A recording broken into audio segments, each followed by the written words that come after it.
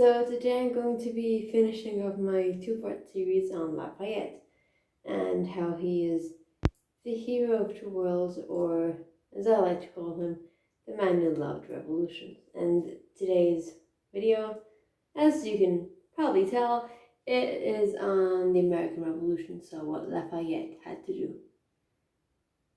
So, arguably, he is more prominent in American culture.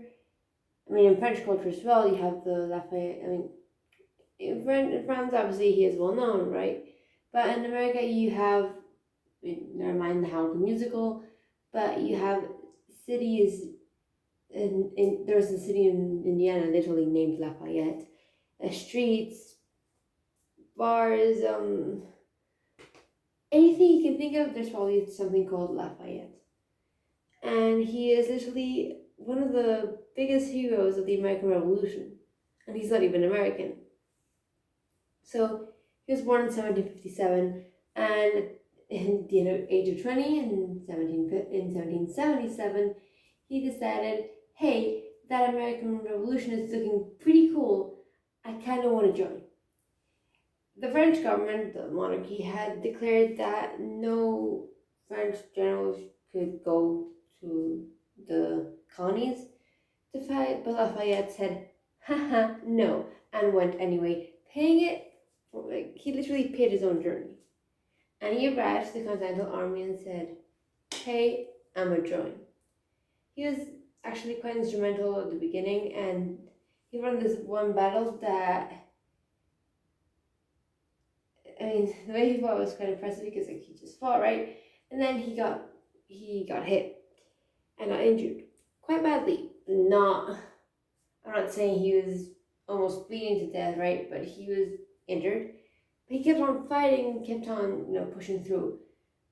He survived, partially because Washington saw this effort made by this young French general who had been harmed but still kept on fighting and resisting and fighting against the British and leading his men. And so he made sure that Lafayette had the best care possible. And I've seen a lot of posts on this, but apparently, not really, but Lafayette was Washington's adopted son, but not really. And he rose to the ranks incredibly quickly. He received awards, and even he was quite instrumental at the Battle of Bunker Hill. Extremely instrumental. And so much so that it was renamed Lafayette Hill. I told you, anything you can think of has a Lafayette in America, in the US. He was actually key as well in the in the Battle of Monmouth. It was quite tough. The British and the US were head to head, and the Continental Army. And it was really not looking good. But Lafayette's leadership, after the chaos that was Charles Lee and others' leadership, managed to secure a stalemate for the Continental Army, meaning that, yeah, it wasn't a victory, but it wasn't a loss. So at the same time, it wasn't a victory for the English, which was, good, because they didn't want the English to win. So, and then, of course, the Battle of Yorktown was, again, one of the most significant pieces of points in, say, Lafayette's resume. And Lafayette was instrumental there because he led the attack against Lord Cornwallis.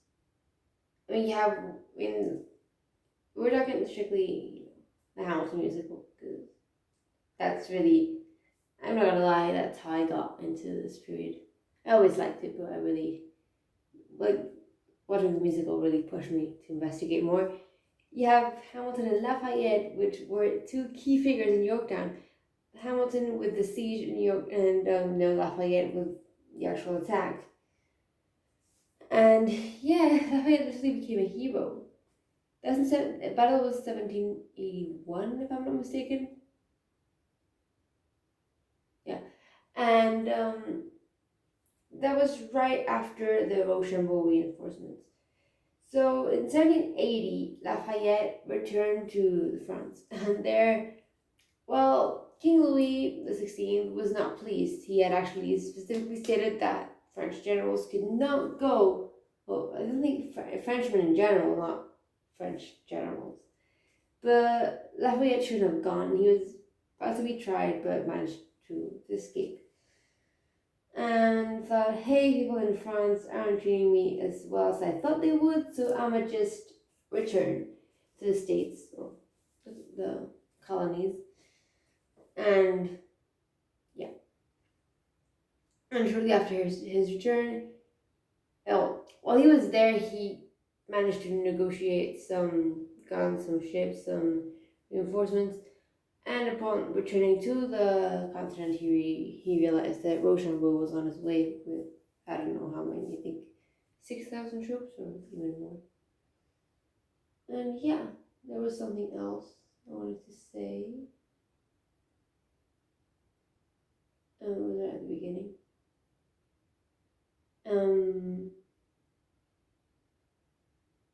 Well, yeah, I mean, literally, so like again with Hamilton, there are two immigrants who were really significant in the American Revolution. And I mean, Hamilton, yeah, he was an immigrant, but he stayed there and had his political life in the States.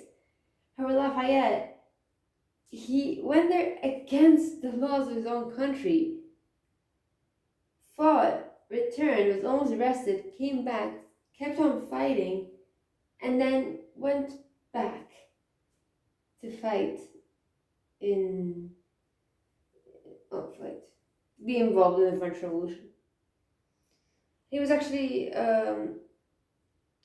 at the tennis court oath thing, and he sent George Washington a pen of the one I was used to sign, and it's still in Mount Vernon today. I mean, you can visit it if you want, and it's still there, which I think is pretty cool. And yeah, there was something else which I've forgotten now. Oh yeah, definitely. How could I forget this? You know Benedict Arnold, right? Well, Lafayette, he was supposed to lead this attack on Canada, but things got distracted after Arnold's betrayal, and had to, return and try to calm down the whole Benedict Arnold fiasco, because he was now making things quite difficult for the Continental Army as a new member of the British Army. But yeah, that's pretty much it. I mean, Lafayette in the American Revolution had a more prominent role, but the only reason he had a more prominent role is because of modern culture rather than back then. I'm not saying he wasn't prominent, by no means. He was, but he was just another exceptional military general. He wasn't a politician. And it's the same thing as Thomas Jefferson. We were talking about Thomas Jefferson's role in the American Revolution.